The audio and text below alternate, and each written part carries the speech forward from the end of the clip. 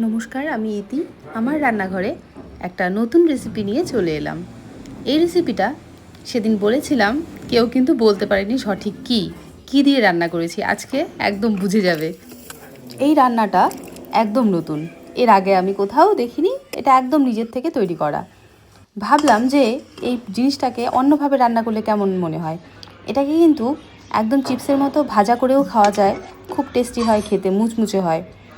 আর আমার বর আর মেয়ে একদম খায় না এটাকে খাওয়ানোর আমার একটা চ্যালেঞ্জ ছিল যে আমি ওদেরকে খাইয়ে ছাড়বো। খাবি এগুলো? দেখাও ক্লিপটা। ও আমাকে আবার সাজিয়ে দিয়েছে।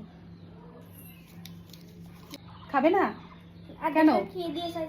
আজকে পাপাকে খাইয়ে ছাড়বো। পাপা তো এটা খায় না, এটা ও একদম পছন্দ করে না। আজকে দেখি কেমন করে না পছন্দ করে। আজকে খাওয়াবো, আজকে তোমাকেও খাওয়াবো। ইয়েস, খাওয়াবো। দুধ দিয়ে পালালে হবে না। আজকে খাওয়াবো, সত্যি খাওয়াবো। এমনভাবে রান্না করবো যাতে খেতেই হয়।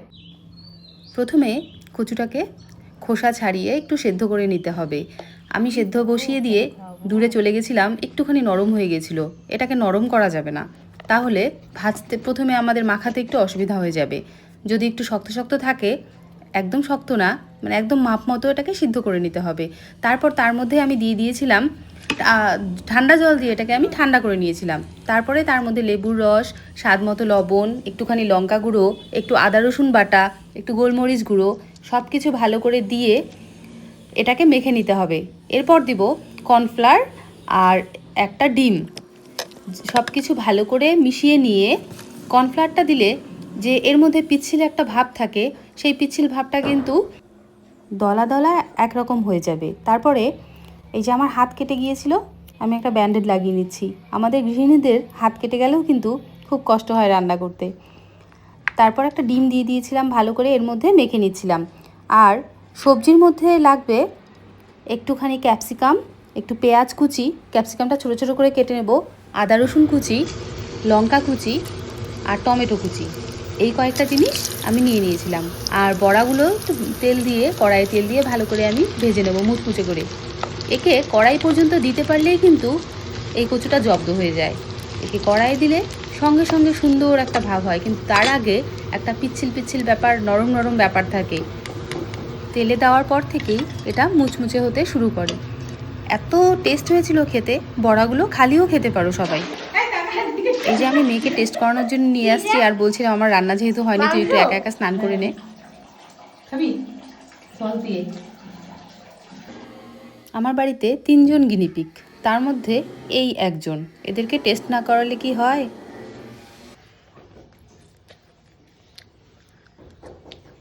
সত্যি মিথ্যা মিথ্যা না তো? ক্যামেরার সামনে মিথ্যা না তো? এভাবে সবগুলো বড়া ভেজে নেব। ভেজে নেওয়ার পর এটা রান্না করতে হবে। এই যে চলে এসেছে আরেকজন। আমি হচ্ছে কি আমি হচ্ছে? আমি এটা নেব। হ্যাঁ, চল চল চল চল, বড়া চল, এ বড়া চল।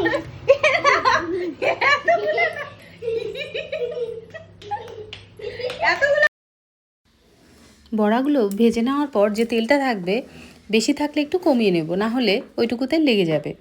তার মধ্যে রসুন আর আদা কুচিটা দিয়ে দিলাম। তারপর কুচিয়ে রাখা পেঁয়াজ আর টমেটো আর একটুখানি ক্যাপসিকাম সব কিছু দিয়ে ভালো করে নাড়ব। কাঁচা লঙ্কা কুচিও দিয়ে দিয়েছিলাম। এখানে চিলি সসটাও ব্যবহার করা যায়, তো আমার মেয়ে খায় বলে আমি একটু ঝালটা কমই ইউজ করি। এরপরে এর মধ্যে দিয়ে দেব টমেটো সস, সয়া সস আর 2 চামচ মতো কর্নফ্লাওয়ার গুলে দিয়ে দেব।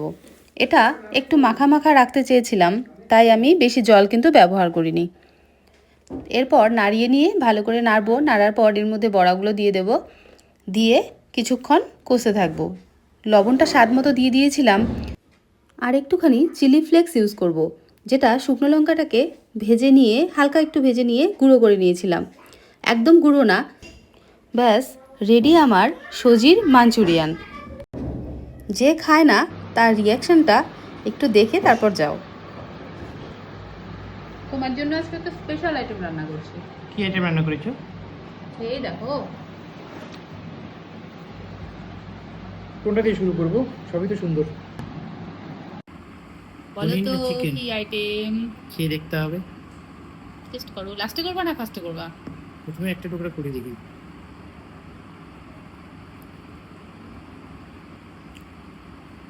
হুম ভালো হয়েছে? হুম বুঝতে পারো না কি?